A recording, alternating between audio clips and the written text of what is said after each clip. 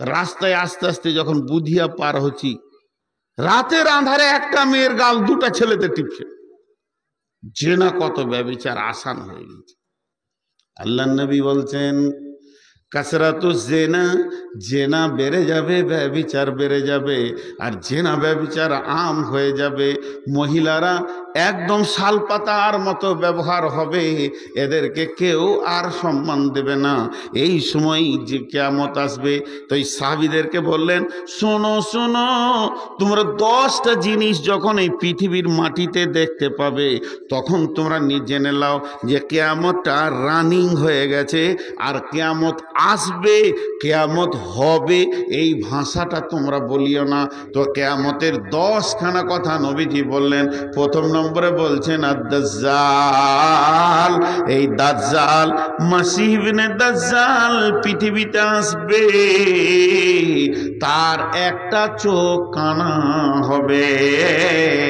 আর ওই চোখটা কেমন কানা হবে? ওটা পচে গিয়ে কানা হয়ে আঙ্গুর ফলের মতো এখানে ঝুলবে। ওই কানা দাজ্জাল সে নিজেকে আল্লাহ বলে দাবি করবে, সারা পৃথিবী ভ্রমণ করবে, সে মানুষকে মারবে, জীবিত করবে, আর সে জান্নাত জাহান্নামের হুমকি দেখাবে। ইমানদাররা তাকে মানতে পারবে না, কিন্তু ইমানদারদের একবার মারবে, জীবিত করবে, আল্লাহ দাবি করবে, দ্বিতীয়বার মারতে যাবে আর পারবে না। এই দাজ্জাল সারা পৃথিবী ভ্রমণ করবে। দাজ্জালের ফিতনা হলো এত ভয়ানক ফিতনা, এই ফিতনা থেকে মানুষের বাঁচা বড় কঠিন হয়ে যাবে।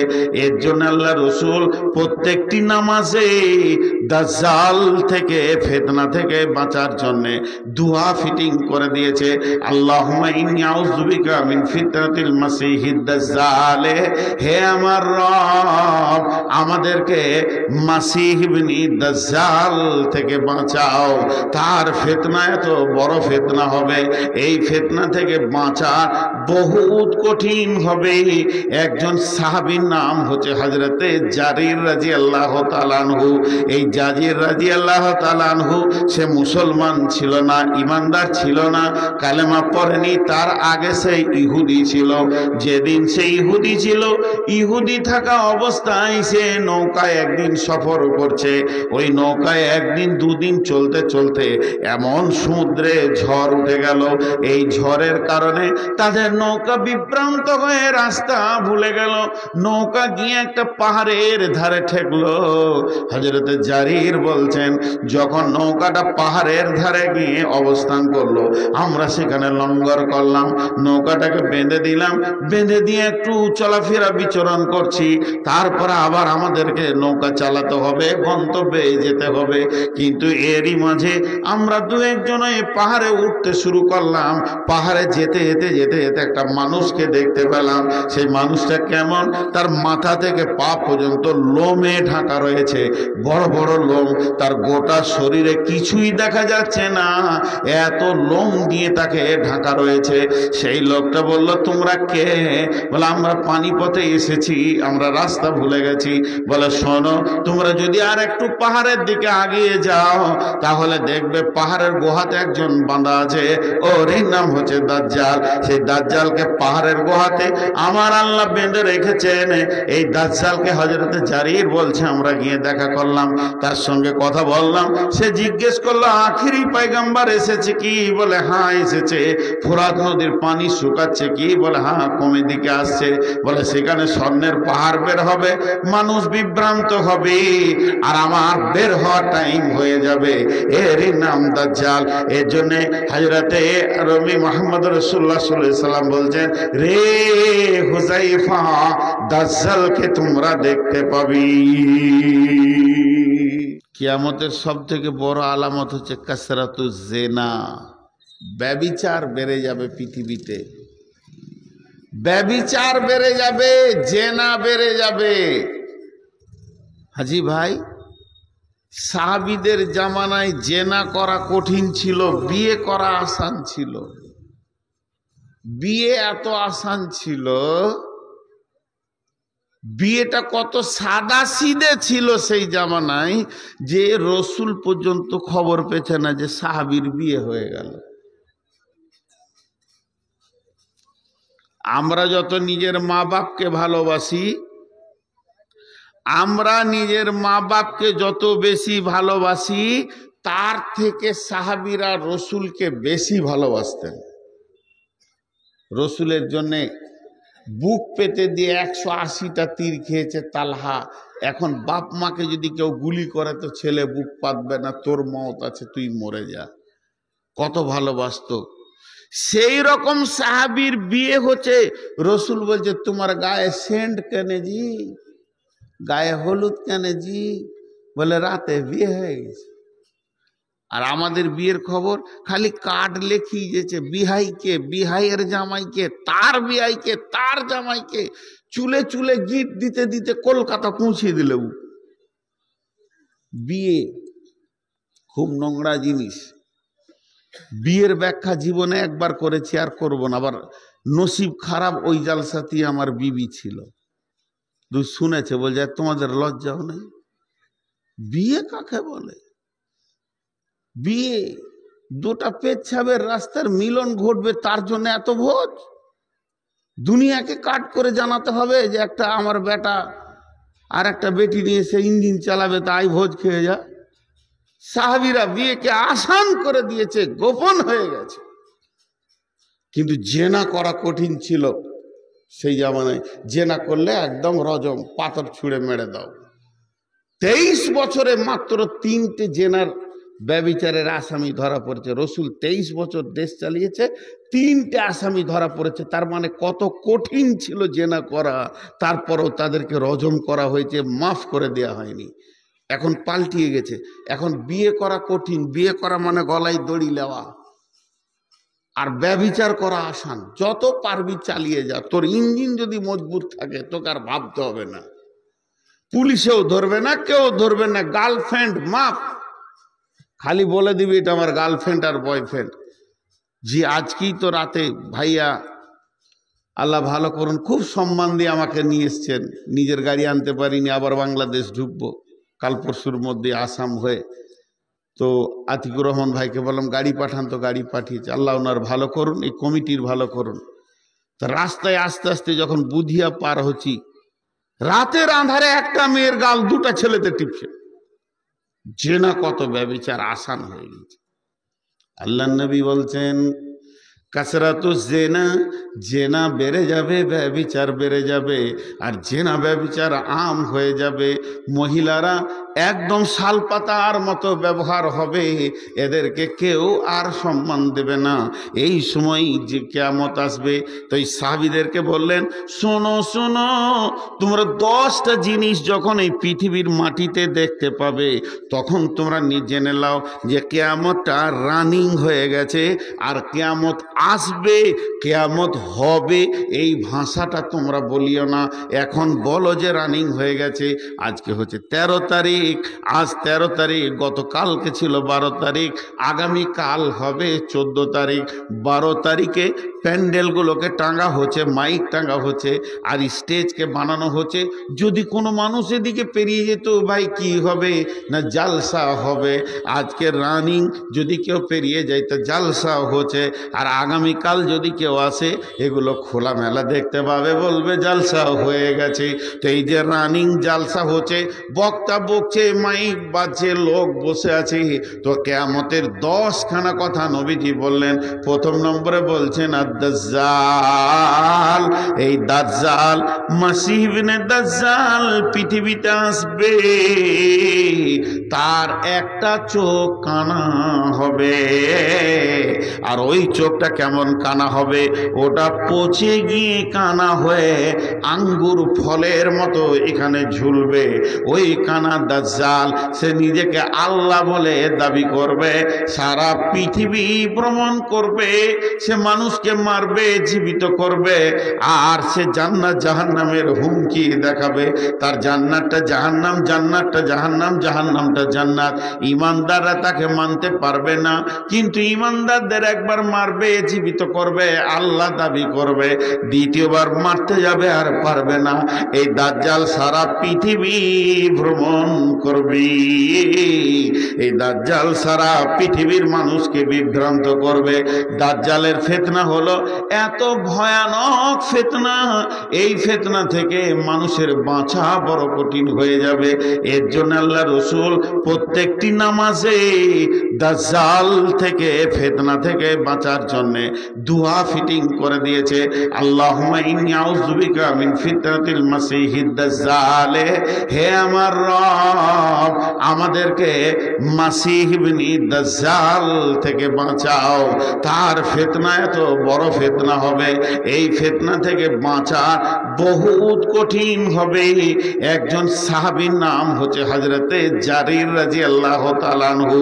এই জারির রাদিয়াল্লাহু তাআলা আনহু সে মুসলমান ছিল না, ইমানদার ছিল না, কালেমা পড়েনি। তার আগে সে ইহুদি ছিল। যেদিন সে ইহুদি ছিল, ইহুদি থাকা অবস্থায় সে নৌকায় একদিন সফর করছে। ওই নৌকায় একদিন দুদিন চলতে চলতে এমন সমুদ্রে ঝড় উঠে গেল, এই ঝড়ের কারণে তাদের নৌকা বিভ্রান্ত হয়ে রাস্তা ভুলে গেল। নৌকা গিয়ে একটা পাহাড়ের ধারে ঠেকলো। হযরতে জারির বলছেন, যখন নৌকাটা পাহাড়ের ধারে গিয়ে অবস্থান করলো, আমরা সেখানে লঙ্গর করলাম, নৌকাটাকে বেঁধে দিলাম, বেঁধে দিয়ে একটু চলাফেরা বিচরণ করছি। তারপরে আবার আমাদেরকে নৌকা চালাতে হবে, গন্তব্যে যেতে হবে। কিন্তু এরই মাঝে আমরা দু একজন এই পাহাড়ে উঠতে শুরু করলাম। পাহাড়ে যেতে যেতে যেতে যেতে একটা মানুষকে দেখতে পেলাম। সেই মানুষটা কেমন, তার মাথা থেকে পা পর্যন্ত লোমে ঢাকা রয়েছে, বড় বড় লোম। তার গোটা শরীরে কিছুই দেখা যাচ্ছে না, এত লোম দিয়ে তাকে ঢাকা রয়েছে। সেই লোকটা বলল, তোমরা কে? বলে, আমরা পানিপথে এসেছি, আমরা রাস্তা ভুলে গেছি। বলে, শোনো, তোমরা যদি আর একটু পাহাড়ের দিকে আগিয়ে যাও, তাহলে দেখবে পাহাড়ের গুহাতে একজন বাঁধা আছে, ওর নাম হচ্ছে দাজ্জাল। সেই দাজ্জালকে পাহাড়ের গুহাতে আমার আল্লাহ বেঁধে রেখেছেন। এই দাজ্জালকে হযরতে জারির বলছে, আমরা গিয়ে দেখা করলাম, তার সঙ্গে কথা বললাম। সে জিজ্ঞেস করলো, আখিরি পয়গম্বর এসেছে কি? বলে, হ্যাঁ এসেছে। ফোরাত নদীর পানি শুকাচ্ছে কি? বলে, হ্যাঁ কমে দিকে আসছে। বলে, সেখানে স্বর্ণের পাহাড় বের হবে, মানুষ বিভ্রান্ত হবে, আর আমার বের হওয়ার টাইম হয়ে যাবে। এরই নাম দাজ্জাল। এর জন্য হযরতে রবি মুহাম্মদ রাসূলুল্লাহ সাল্লাল্লাহু আলাইহি সাল্লাম বলছেন, রে হুযায়ফা, দাজ্জালকে তোমরা দেখতে পাবি।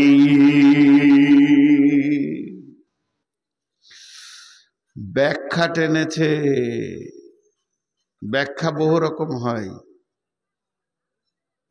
আজ থেকে ওয়ালামু মা আরহাম, এই কোরআন একটা আয়াত আছে যে তোমরা 5টা জিনিস বলতে পারবে না, কখন বৃষ্টি হবে, কখন মওত হবে। এই যেরকম যে 5টা জিনিস আছে, তার মধ্যে একটা হচ্ছে পেটের ভিতরে কি আছে তোমরা বলতে পারবে না। মায়ের পেটে কি আছে তোমরা বলতে পারবে না। এটা আজ থেকে 50, 60, 70 বছর আগে তফসির করতেন আলেম ওলামারা। কে বলতে পারবে বেটা ছেলে আছে না বেটি ছেলে আছে? বলার ক্ষমতা নাই। 50, 60 বছর আগে বলছি। 20 বছর 30 বছর আগে মেশিন বেরিয়ে গেল, বেটা ছেলে আছে না বেটি ছেলে আছে মেশিন দিয়ে বলে দেবে। ওই আয়াতের তফসির এখন কি হবে? যে তোমরা তো বলেছ ছেলেটা জন্ম নিয়ে পুতুল হয়েও বেটা বেটি হয়েছে, তারপরে বলেছ, কিন্তু 2টা রক্ত পুরুষ আর নারীর বীর্য এক জায়গায় গেলে ওটা বেটা ছেলে হবে না বেটে ছেলে হবে তুমি বলতে পারবে না। এটা ছিল 20 বছর আগের তফসির। আজ থেকে 10 বছর 15 বছর আগে বিজ্ঞানীরা বলে দিচ্ছে যে বীর্যটাকে ধরে, তার ভ্রূণটাকে, ওই পোকাটা ধরে বলে দিচ্ছে বেটা ছেলে হবে না বেটি ছেলে। তফসির চেঞ্জ হয়ে গেল। যেমন জামানা যাবে তেমনি কোরআন তফসির চেঞ্জ হবে। এখন বর্তমানে বলে দিচ্ছে পেটে যাওয়ার আগেই বীর্য ধরে বলে দিবে বেটা ছেলে না বেটি ছেলে। এখন তফসির হচ্ছে মায়ের পেটে যেটা আছে ওটা পাগল না সুস্থ বলে দে, পারবে না বলতে। শুধু তাই নয়, জান্নাতি না জাহান্নামী তুই বল, ওটা আল্লাহ জানে। যেমন দ্রুত বিজ্ঞান আগাবে তার তফসির সেরকম হবে। কোরআন সব দিন আপডেট, নতুন। এবার বলেন, দাজ্জাল এক চোখের কানা, সে তো আসবে, সে এসে কি করবে, কোথা কাজ করবে, তার অনুসারী থাকবে না থাকবে? এইটা হলো জালসার প্যান্ডেল। ধৈর্য ধরে শুনেন, এখানটা বুঝার চেষ্টা করেন। কে করেছে প্যান্ডেলটা, কে দায়িত্ব নিয়েছে, কারা ভলেন্টিয়ার হয়েছে? মাদ্রাসাকে যারা ভালোবাসে, মাদ্রাসা কমিটি, জালসা কমিটি, গাঁয়ের ছেলেরা উদ্যোক্তা হয়েছে। এই প্যান্ডেলটা আজকে যদি তৃণমূলের হতো, একটা কংগ্রেস আর সিপিএমের ছেলে এখানে আসতো না, তৃণমূলের ছেলেরা তৈরি করতো, এটাকে গুছাতো। তাদের নেতা আসবে, নেত্রী আসবে, রাস্তায় ফুল, বার, ঢোল, তাবলা ব্যবস্থাপনা করত। যদি এটা সিপিএমের হয় তো সিপিএম করত, যদি এটা কংগ্রেসের হয় তো কংগ্রেস করত। মানে যেমন যেমন লোক আসবে তার অনুসারীরা তার স্টেজকে পূর্ব থেকে সাজাবে। মাসি দুটা, ধ্যান দিয়ে শুনলে বুঝবেন কি না একটু ধ্যান দেন। মাসি দুটা, একটা হলো ঈসা মাসি আর একটা হলো দাজ্জাল মাসি। দুটা গোষ্ঠী আছে পৃথিবীতে, একটার নাম খ্রিস্টান আর একটার নাম ইহুদি। বন্ধুরা আমার, যে বাইতুল মুকাদ্দেসকে নিয়ে যুদ্ধ চলছে, কেন চলছে, কেন চলছে গাজাতে ফিলিস্তিনিদের সঙ্গে ইসরায়েলদের এই যুদ্ধটা চলার তার পেছনে কারণ কি? ওরা বলতে চাইছে, ফিলিস্তিনিরা বলছে এখানে এই জায়গাতে হযরত ঈসা আলাইহিস সালাম আসবে, মাসীহ ইবনে মারইয়াম হাদিসের মধ্যে আছে, ও এই জায়গাতে এসে বাইতুল মুকাদ্দাসে অবতরণ করবে। কিন্তু বন্ধুরে, জি না, ইহুদিরা বলছে না, মাসীহ আসবে এখানে, আমরা মাসিকে নেব, কারণ তারা আমাদের আগমনে আসবে এবং তারা হলো এমন একটা মাসি, সে আমাদেরকে পরিচালনা করবে, মাসীহ ইবনে দাজ্জাল। এই জন্য বড় বড় মুফাসসিরিনরা লিখে দিয়েছেন যে যত পৃথিবীতে ইহুদি আছে এরা দাজ্জালের দলে চলে যাবে, দাজ্জালের মিজাজে চলে যাবে। আর যত খ্রিস্টান আছে এরা হযরতে ঈসাকে পাওয়ার পরে ইসলাম ধর্ম কবুল করে নেবে। তার কারণ হচ্ছে ঈসা মাসি যখন পৃথিবীতে আসবে তখন নবী মুহাম্মদ সাল্লাল্লাহু আলাইহি সাল্লামের দ্বীনের উপরে চলবে, তার জন্য তারা এই দিনে চলে আসবে। তো এই দাজ্জাল যে পৃথিবীতে আসবে তার পূর্ব পরিস্থিতি জায়গাটাকে বানাবে কে? দাজ্জালে যারা অনুসারী হবে তারা বানাবে। বর্তমান যুগে লেটেস্ট তফসির হচ্ছে, কারবোনাতে দেখতে পাবেন, ভাদতে দেখতে পাবেন, শামসিতে দেখতে পাবেন, আপনার গ্রামেও দেখতে পাবেন, বরতলায় পাবেন, পাকুড়তলায় পাবেন, রতুয়াতে পাবেন। দাজ্জালের লোক কিভাবে পাবেন, কিভাবে বুঝবেন? তার মানে হচ্ছে দাজ্জালের একটা চোখ কানা, তার মানে দুটি জগৎ আছে, একটা হলো এহ জগৎ, একটা পরজগৎ, একটা হলো এহকাল, একটা পরকাল, একটা হলো দুনিয়া, একটা হলো আখেরাত। পৃথিবীর বুকে এমন লোক আছে তাদের দুনিয়ার চোখটা খোলা আছে, আখেরাতের চোখটা তাদের কানা হয়ে গেছে। তারা কবর বুঝে না, হাসর বুঝে না, চিন্তাও করে না, কিয়ামতের চিন্তা করে না। এই লোকগুলি দাজ্জালের দলে ভুক্ত হয়ে যাবে। বর্তমান তাফসীরে মুফাসসিররা বলছেন পৃথিবীতে কানা লোক অনেক পাওয়া যাবে। দাজ্জাল তো সরাসরি কানা হবে, এক চোখে দেখবে আর একটা চোখ তার ভালো থাকবে। কিন্তু পৃথিবীতে এমন কিছু মানুষ আছে তাদের দুনিয়া দেখতে পাবে, দুনিয়ার আয়েশ আরামকে নিয়ে তারা পাগল হয়ে যাবে, তাদের আখেরাতের চোখটা কানা হয়ে যাবে। এরাই দাজ্জালের অনুসারী হবে। দাজ্জাল যে আসবে এদের নেতা, তার পূর্ব পরিস্থিতি এরা জায়গাকে বানাবে এবং পৃথিবীর পরিস্থিতি এমন করে দেবে যে দাজ্জাল পৃথিবীর বুকে এসে এদের সঙ্গে মোলাকাত করবে এবং ঈমানদারদের উপরে অত্যাচার শুরু হয়ে যাবে। একজন বড় ইসলামী চিন্তাবিদ বলেছেন, দাজ্জাল আসবে মেডিকেল থেকে, মেডিকেল কলেজ থেকে। কেন? মানুষ তৈরি করানো এখন গবেষণা চলছে এবং সাকসেস হয়েছে। আমিনুর মোহাম্মদ যেমন দেখতে হুবহু 100টা বানিয়ে দিবে, খালি আমার একটু মাংস এখান থেকে নেবে, আমার কোষ আমার মাংস থেকে আমার মতো মানুষ তৈরি করবে। রোবটে বাচ্চা দিচ্ছে, এখন রোবটের ভিতরে বীর্য দিয়ে মেশিন দিয়ে বাচ্চা বের করছে। তার মানে কি, এরাই মানুষ তৈরি ফ্যাক্টরি করে। শেষকালে বললো, আল্লাহ তুই কে বলস, আমরা ঈশ্বর। এ হচ্ছে দাজ্জালের কারণ। নাম্বার 1 গেল 10টার মধ্যে। নাম্বার 2 দুখান।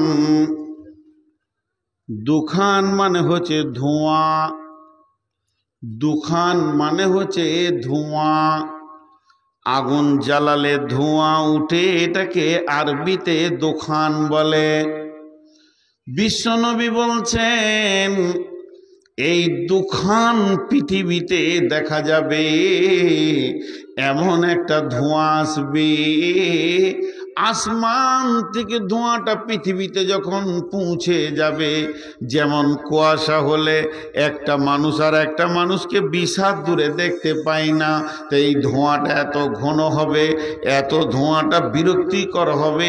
এই ধোঁয়াটা যখন পৃথিবীতে থাকবে, মানুষ নিজের কাছের মানুষকে চিনতে পারবে না, 1 হাত 2 হাত দূরে মানুষকে দেখতে চিনতে অসুবিধা হবে। এই ধোঁয়াটা আসমান থেকে জমিনে এসে কতদিন থাকবে? 40 দিন পর্যন্ত ধোঁয়াটা পৃথিবীর বুকে থাকবে। সারা পৃথিবী একদম আঁধার অচল হয়ে যাবে, মানুষ মানুষকে দেখতে পাবে না, চলাফেরা উঠা বসা অসুবিধা হয়ে যাবে। বিশ্বনবী বলছেন আদ-দাজ্জাল ওয়াদ-দুখান, এই দুখান নামে ধোঁয়াটা পৃথিবীতে আসবে। ধোঁয়া তো আসবে, বড় ঝড় প্রথমে আসে না, আগে হালকা হাওয়া বয়, তারপরে ঝড় আসে। এখন ধোঁয়াটা পৌঁছে গেছে। এটা কি ধোঁয়া গো? এখন ধোঁয়া পৌঁছেছে দুইটা ধোঁয়া। বড় বড় মুফাসসিররা বলছে, একটা হলো রাজনীতি আর একটা হলো টাকা পয়সা, মাল। মাল মানুষের চোখকে কানা করে দিয়েছে, মালের কারণে নিজের ভাইকে পিটে লাশ বানিয়ে দিচ্ছে মানুষ। ওরা চিনার ক্ষমতা হচ্ছে না যে এটা আমার মায়ের পেটের ভাই।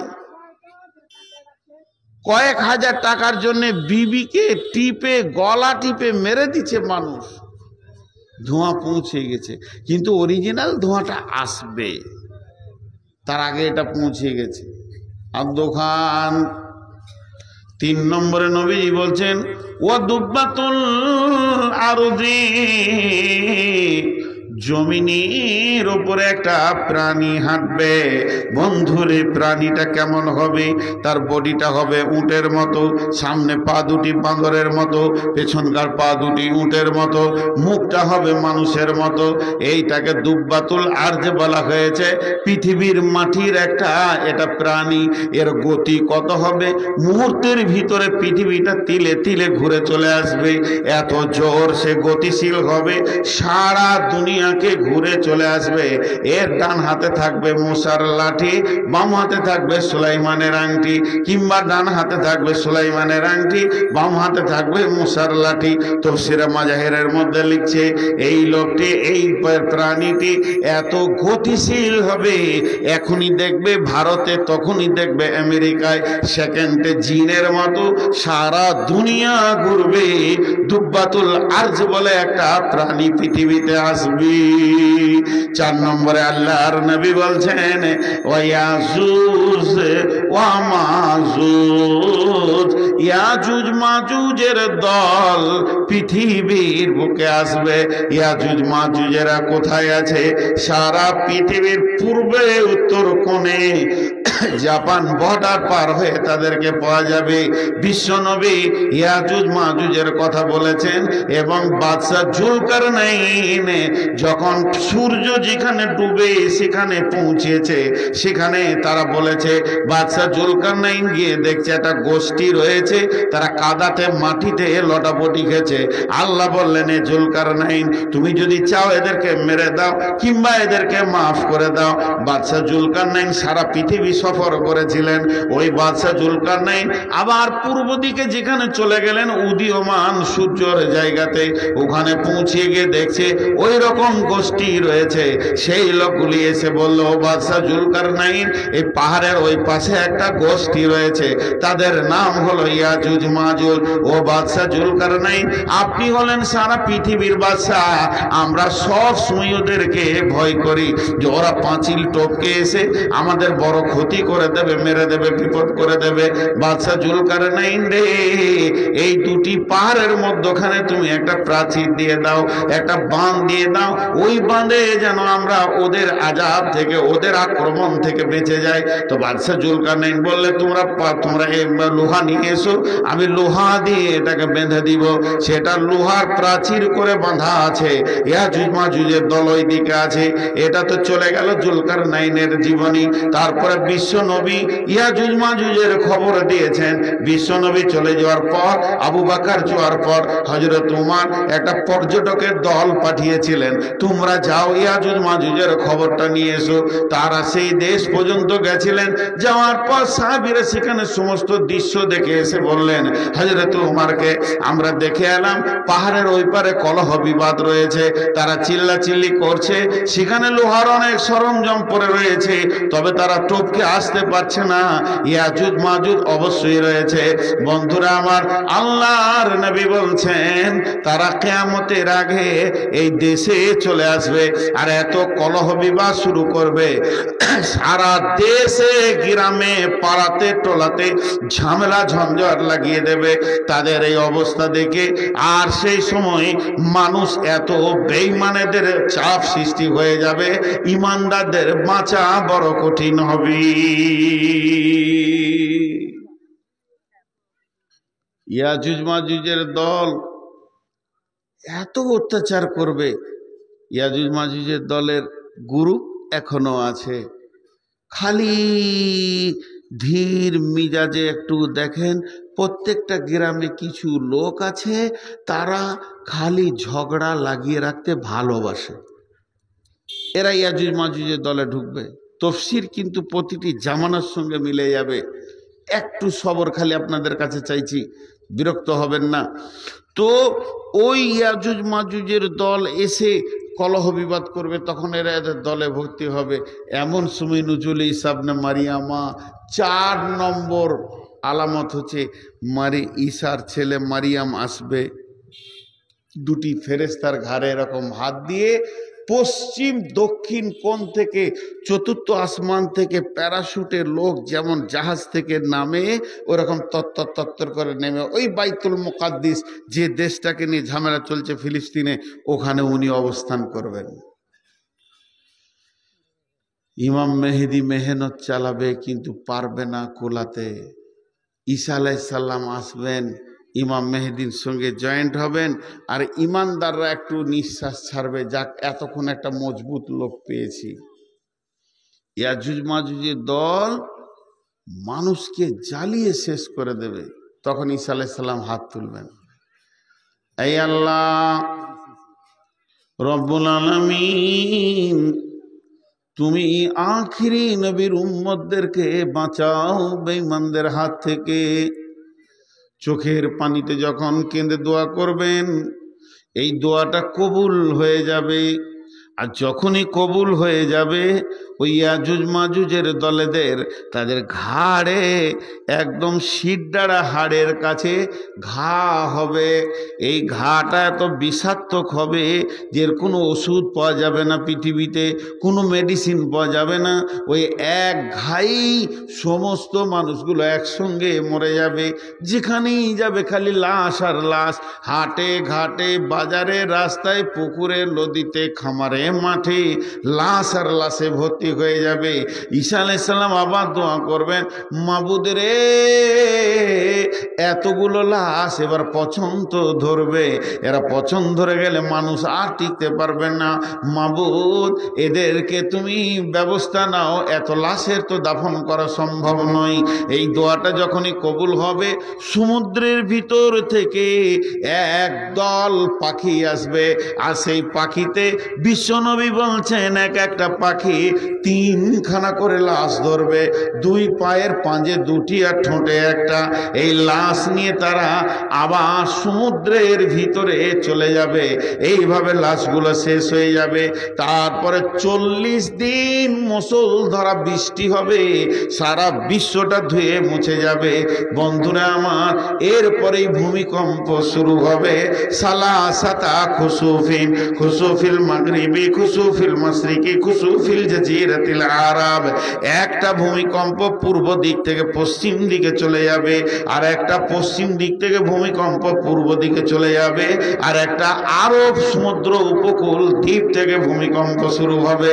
আর এই 3টে ভূমিকম্প যখনই শুরু হয়ে যাবে, তখন বন্ধুরে অতাকরিজুন নারা বিল ঈমান ওয়া তাদরিসুন নাসা ইলাল মাহশার তুলু'ইস শামসি মিনাল মাগরিবিহা। সেদিন পশ্চিম দিকে সূর্য উঠে যাবে, তওবার দরজা বন্ধ হয়ে যাবে, আর এই মাটি ফেটে একটা আগুন বের হবে। কেউ বলছে ডান দিক থেকে, কেউ বলছে ইমান প্রদেশ থেকে।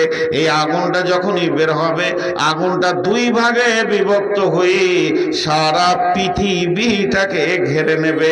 এবার আগুনের প্রাচীর হয়ে গেল, আগুন আস্তে আস্তে আস্তে ছোট হবে, সমস্ত মানুষগুলিকে হাঁকিয়ে ডাকিয়ে নিয়ে গিয়ে হাসরের ময়দানে দাঁড় করিয়ে দেবে। আল্লাহর নবী বললেন, হুযায়ফা রে, যতদিন এই 10টা জিনিস না তুমি দেখেছো, ভাবিও না এর নাম কিয়ামত। তবে কিয়ামত কাছিয়ে গেছে, এটা তোমরা বুঝতে পারবে।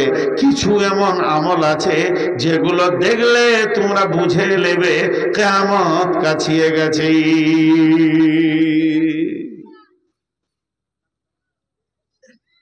ভাইরা আমার, আজকে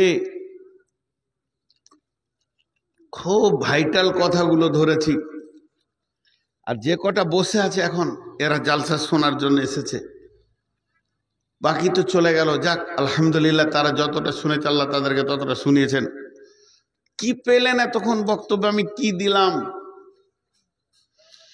কি পেলেন আর আমি কি দিলাম? এটা নিয়ে চিন্তা। আমি এতক্ষণ দ্বিতীয় পার্ট দিলাম। প্রথম পার্টটা আমার কি ছিল? দামি লোকদের টেনশন ছিল, আমাদের টেনশন নাই কেন? সেই দামি লোকদের টেনশনে বিশ্বনবী কথাগুলো বললেন। দ্বিতীয় পার্টে কি বললেন? হে হুযায়ফা, এটা কিয়ামত নয়, তোমরা এত টেনশন করো না, একটু সান্ত্বনা দিলেন। তবে শোনো হুযায়ফা, কিয়ামতের আগে যখন রানিং কিয়ামত হবে, তো 10টা জিনিস দেখতে পাবে। ভাইয়া, যদি আবহাওয়া দপ্তর বলে আগামী বুধবার প্রচন্ড ঝড় হবে, যে ঝড়ে রতুয়া থানাটাকে উড়িয়ে দেবে। বুধবার ঝড় হবে, রতুয়া থানাটা উড়িয়ে দেবে। এখন বুধবার ঝড় হবে, এই কথাটা আবহাওয়া দপ্তর বলেছে। সেই ঝড়টা উঠেছে কোথায়? ঝড়টা উঠেছে বঙ্গোপসাগরে, আর লক্ষ্যবস্তু রয়েছে তার রতুয়াটা উড়িয়ে দেবে। আমরা যা দেখছি ক্যালকুলেশন করে, তা বুধবারের কথা।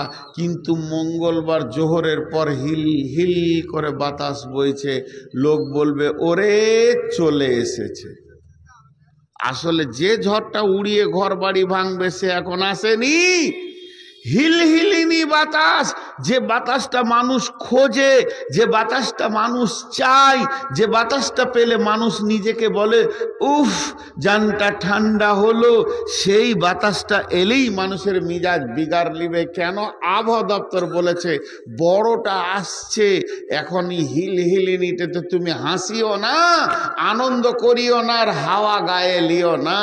তোমার বড়টা পেছনে আছে, তোমার বাড়ির বুনিয়াদকে তুলে 300 ফুট দূরে ফেলবে, এই খবর আছে। তেমনি কিয়ামত বড় আছে, এখন হিলহিলিনি বাতাস শুরু হয়ে গেছে আমাদের ভিতরে। আমাদের ভিতরে হিলহিলিনি বাতাস শুরু হয়ে গেছে, হাসার বিষয় নাই। সেটা কি?